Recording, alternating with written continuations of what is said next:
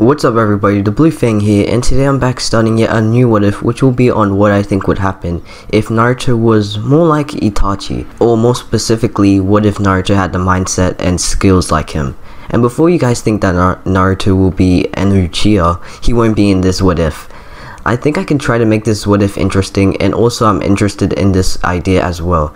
So the like goal for this video will be 210 likes for the next part. So before I get into the background info, subscribe if you're new, hit that like button, and turn on bell notifications. So with no further ado, let's get into the video.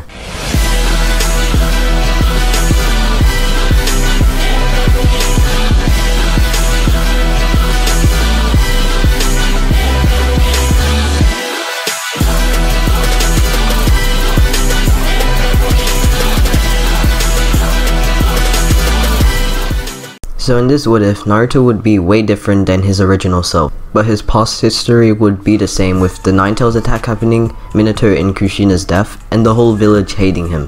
Naruto would see his life as a battle to survive and not fall into the despair fueled by the Hidden Leaf village. He still doesn't know about the Nine Tails inside of him, but he would ignore the people who would hate him, and when they would start to get physical and try to hurt him, Naruto would always defend himself perfectly, surprising everyone.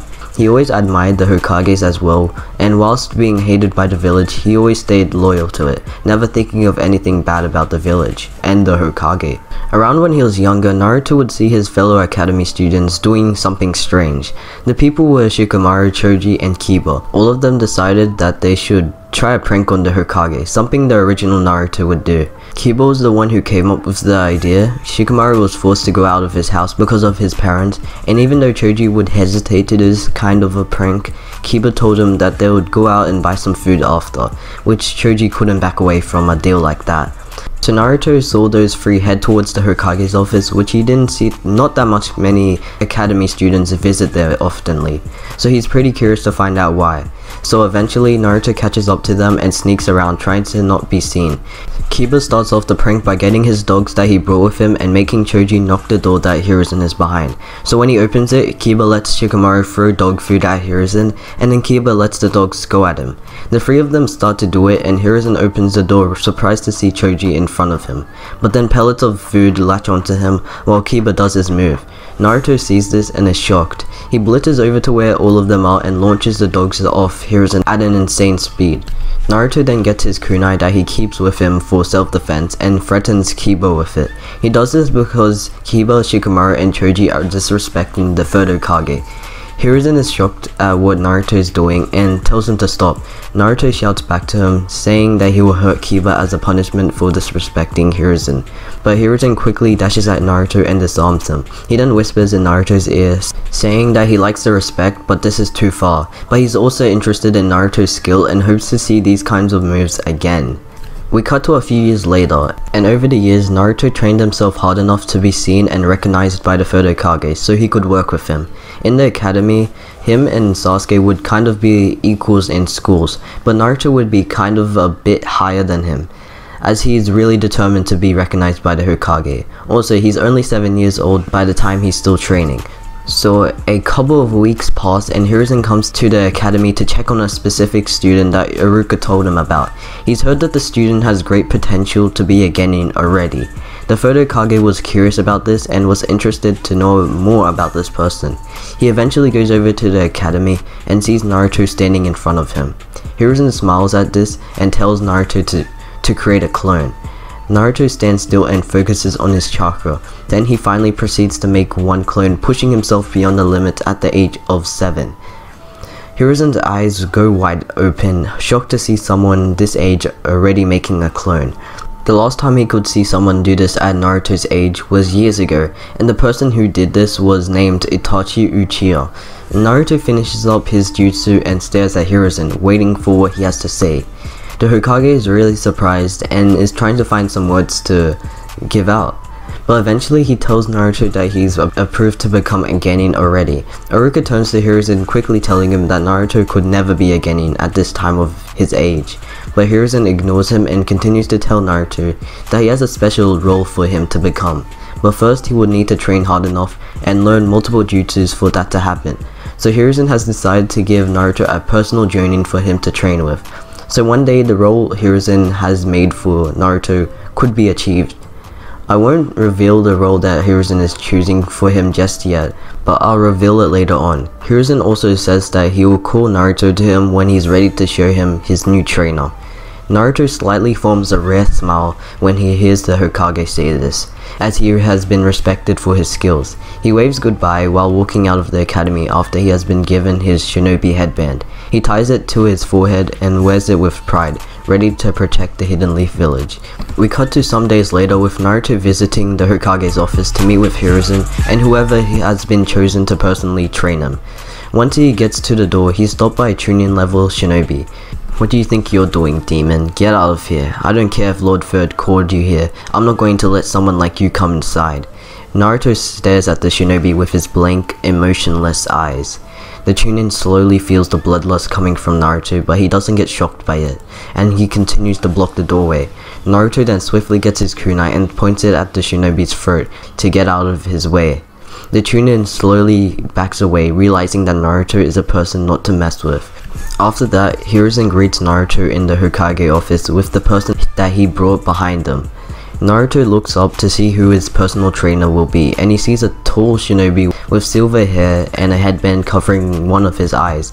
Naruto is surprised to see who it is. Kakashi of the Sharingan Eye, huh? Well, I guess I can work with that. Hiruzen is surprised to hear that Naruto knows who this is, and the reason he knows about Kakashi is because when he was training himself, he would go to a place secretly where high-ranked Jonins train as well.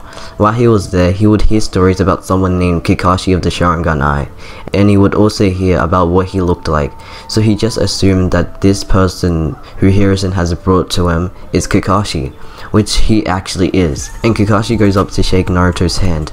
Hiruzen and Kakashi go over what they have planned for Naruto to do, and surprisingly, a 7-year-old Naruto knows really well what they are saying. Naruto finds out that Hiruzen wants him to go on a 5-year training course to make his skills good. Also, not just new jutsus he will learn, he'll need to learn more about the shinobi world as well, which Kakashi accepts to do this with Naruto. So eventually Hiruzen dismisses all of them to go do their training. We cut years later when Naruto is about the same age he was at the start of the original series. He's finally finished his training course and he says goodbye to Kakashi. He has the skill level of a high Chunin level shinobi at the moment, but he wasn't promoted to a Chunin as he didn't go to the exams. Naruto walks around the village aimlessly, looking up at the sky, feeling pretty relaxed. But as he does this, he sees a figure jump his way. Even more figures gather around him as well, surrounding him. Naruto sees their masks and knows they're Anbu members. Also, he is able to observe that they're getting out their weapons, and without no hesitation he goes out to attack them. He is able to beat most of the Anbu, but more come out and beat him in numbers. Naruto gets knocked out by his opponents and he is taken someplace else. We cut to a dark place where Naruto has been brought to. He hasn't been killed yet but is tied up with a thick rope. He looks around, seeing nobody, until a figure starts to walk out into his view. This person is a higher up member of the village and that Naruto has seen sometimes. The person's name is Danzo Shimura, and the reason that he has ordered some of his Anbus to capture Naruto was to tell him something, to tell him the truth. Naruto glances up to Danzo, giving him a dead stare. "Why did you capture me, huh?"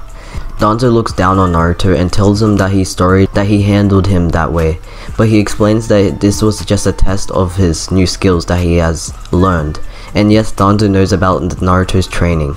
So Danzo then unties Naruto from the ropes and he goes on to tell him that he wants to explain the truth of what happened in the Nine Tails attack. More specifically, what happened to his parents. This gets Naruto interested and now he's calm and curious about what Danzo has to say. Danzo tells Naruto that the 4th Hokage was his father and his name was Minato Namikaze. He continues to say that the Nine Tails that attacked the village is sealed inside of him, and before it was in him, it was in his mother Kushina Uzumaki. Danzo then begins to lie to Naruto, trying to manipulate him, and the way he does this is by saying that Hiruzen didn't care about his parents and he left them to die. He also didn't care about Naruto because he didn't bring him in safety when the village hated him. Danzo continues to say that Naruto should help him bring down Hiruzen so that Danzo could be Hokage. At first, Naruto thought that Danzo was lying, but when Danzo brought up the part where Hiruzen didn't care about him when he was younger, he was full on interested in what more things this person has to say. The next thing that Danzo tells Naruto is that he wants him to get close to Hiruzen and gain his absolute trust, so that Naruto could do the finishing blow. But Naruto also wants to find something out as well, which is about who started the Nine Tails attack. So now his goal is to help Danzo and also to find out about the Nine Tails attack and avenge his father. Danzo smiles and tells Naruto that he reminds him of someone else he found, which was Itachi, since Itachi was really young when he was already working with the Hokage. So eventually Naruto gets out of Danzo's base with a new mindset, one that is applied to secret agents. And that's where I'm gonna end it off for today. Hopefully you did enjoy, and if you did, remember to get this video to 210 likes. Also, I hope the like goal gets hit because I really think this idea will work well. Now, like always, subscribe if you're new, hit that like button, and turn on bell notifications. It's been the Blue Fang, peace.